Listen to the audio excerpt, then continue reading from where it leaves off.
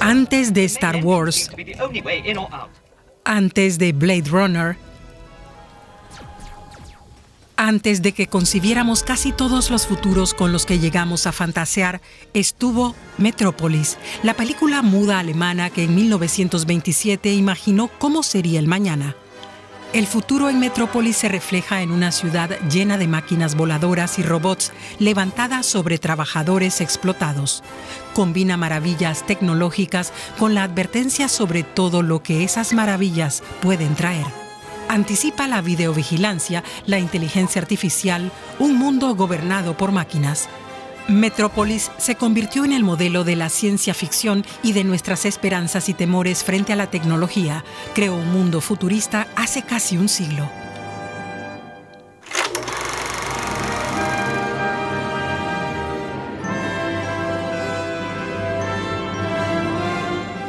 Metrópolis se sitúa en el año 2026, en una ciudad dividida en dos. Arriba, el mundo lujoso de las élites.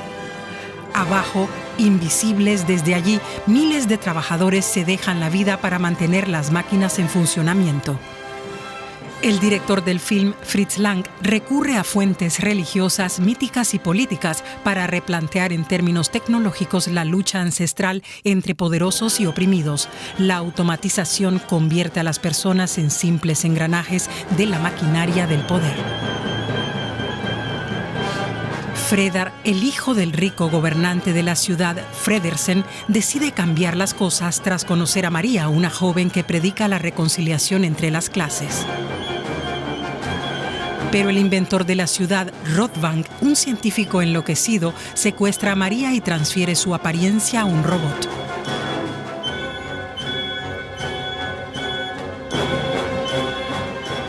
Esta María Robot está diseñada para apaciguar a los trabajadores, pero en lugar de eso los incita a la rebelión. Los obreros se levantan y destruyen las máquinas que alimentan la ciudad. Se desata una inundación que casi acaba con todos.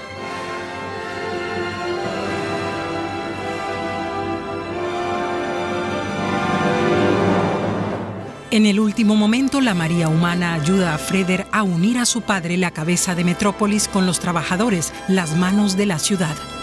La película termina con una frágil reconciliación y el lema, el mediador entre la cabeza y las manos debe ser el corazón.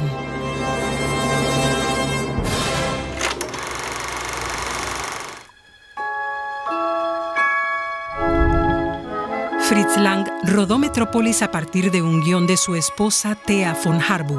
Costó 5 millones de marcos imperiales, una fortuna en los años 20.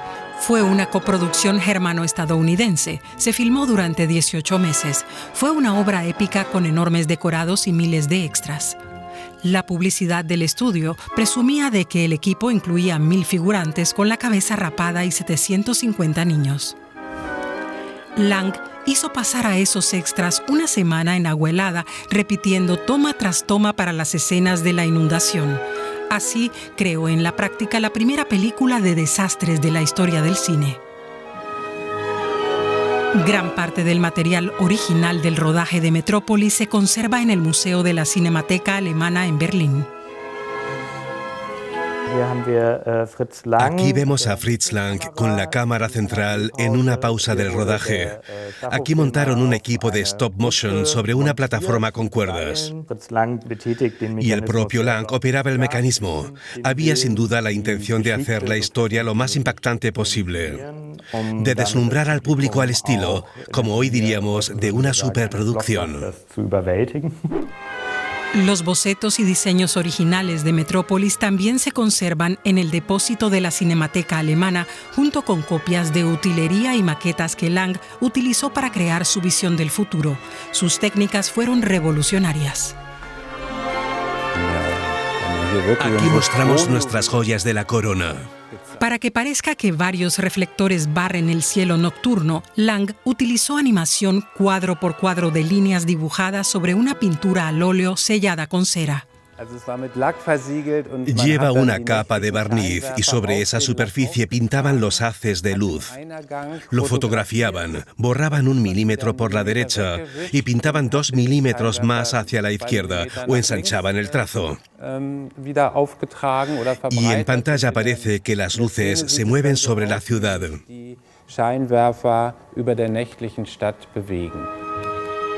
Para recrear la ciudad se combinaron fondos pintados con enormes maquetas. Para que el tráfico se moviera, los técnicos hacían avanzar cada vehículo milímetro a milímetro. Fueron semanas de trabajo para grabar una sola secuencia.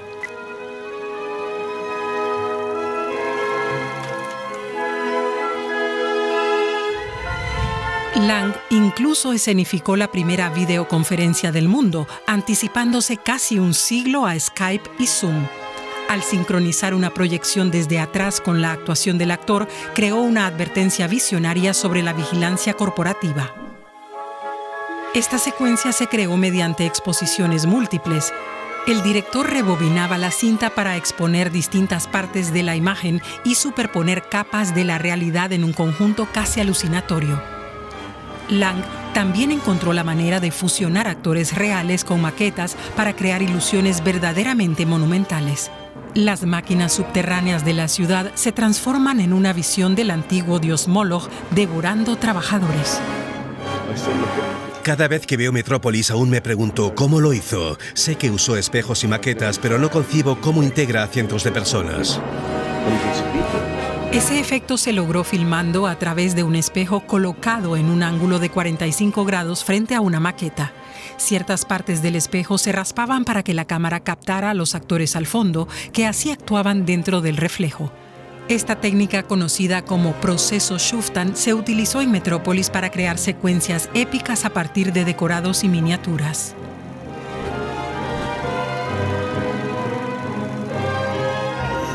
El método era tan eficaz que se ha usado durante décadas. Incluso puede verse en El Señor de los Anillos. Este castillo se creó con la misma técnica.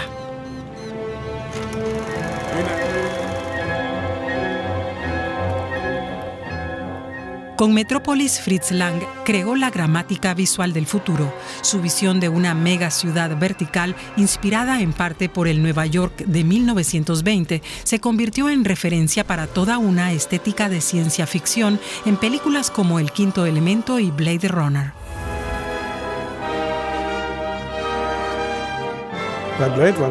En Blade Runner es clarísima la influencia de Metrópolis. Reinterpreta de forma fantástica el paisaje donde todo está en movimiento. Fritz Lang se inspiró en Nueva York y rodó Metrópolis en Alemania. En El Quinto Elemento, Nueva York vuelve a ser el escenario retomando esas referencias. Es como si el círculo se cerrara. Con Metrópolis pienso en la ciudad del futuro, que siempre será del futuro. La creación más perdurable de la película es la María Robot. C-3PO de la Guerra de las Galaxias es descendiente directo del robot de Metrópolis. También lo es Ava en Ex Machina.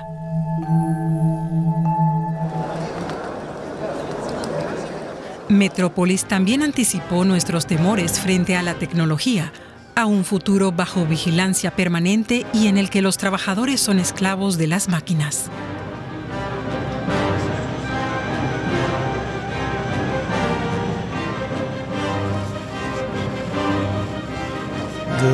La película muestra cierto miedo a la tecnología o a que la sociedad descarrile hacia una dictadura tecnológica. Esa tensión se encarna en la propia María Robot, una figura que fascina y aterra a la vez, leída a menudo como proyección del miedo de los hombres a la fuerza y la sexualidad femeninas.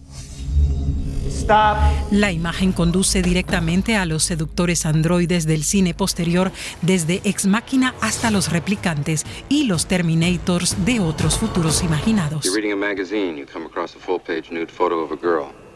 Is this testing whether I'm a replicant or a lesbian, Mr. Deckard? Just answer the questions, please.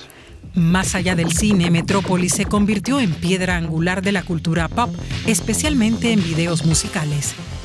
Queen se inspiró directamente en el film para su video de Radio Gaga. Express Yourself de Madonna recreó su imaginería para explorar temas de conformidad y rebelión. Se ha copiado tanto que muchos, al ponerse a verla hoy, sienten que la han visto antes. Es una película muy pop, antes incluso de que existiera la cultura pop. Incluso hoy en día, celebridades como Beyoncé o Zendaya siguen recurriendo al glamour tecnológico de la María Robot.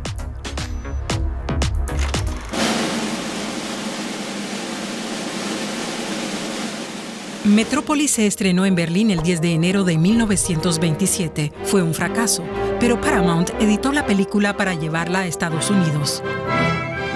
Solo se vio la noche del estreno. Luego esa versión se recortó, por lo que solo el público que hubo en esa sala vio Metrópolis tal como se concibió. La primera versión se perdió, pero los expertos sabían que faltaba. La partitura incluía notas para la sincronización que revelaban qué escenas se habían recortado y cuánto duraban. Toda la película está en la música. En la partitura hay más de 1000 indicaciones sobre la trama del filme. El director de orquesta las necesitaba para poder seguir el desarrollo mientras dirigía y saber por dónde iba para que la música sonara cuando debía. Se notaba claramente que el corte para el montaje estadounidense fue radical. Faltan 1000 metros. La cinta tiene 4000 metros, por lo que es casi un tercio de la película, unos 20 minutos. Faltan tramas completas. El significado cambió mucho. Sin el metraje original, las restauraciones solo podían sustituir esas escenas por texto que describía lo que el público debía ver. A lo largo de los años, se hicieron nuevas versiones. En los 80 la cinta se coloreó y se le añadió una banda sonora del productor italiano de música disco Giorgio Moroder. Así, Metrópolis llegó a una nueva generación, pero desde luego no era lo que Fritz Lang tenía en mente. En 2008 ocurrió algo increíble. En Argentina se descubrió una copia casi completa de Metrópolis en 16 milímetros. Con el guión y la partitura como guía, los restauradores sustituyeron los carteles de texto por metraje original, dañado y rayado, pero auténtico. La película restaurada se estrenó en Berlín en 2010. Se proyectó en la Puerta de Brandeburgo y se retransmitió en directo en Alemania y Francia. Fue una locura. Imposible imaginar una noche más Metrópolis. Por primera vez en más de 80 años, el público pudo ver por fin Metrópolis en su totalidad.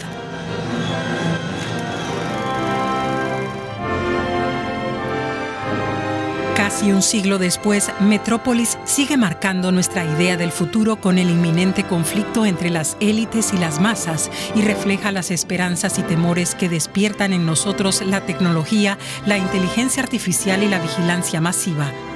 Hace 100 años, Fritz Lang esbozó una visión del futuro llena de asombro y temor, de admiración y alarma. La pregunta sigue siendo, ¿ese es el futuro que queremos construir?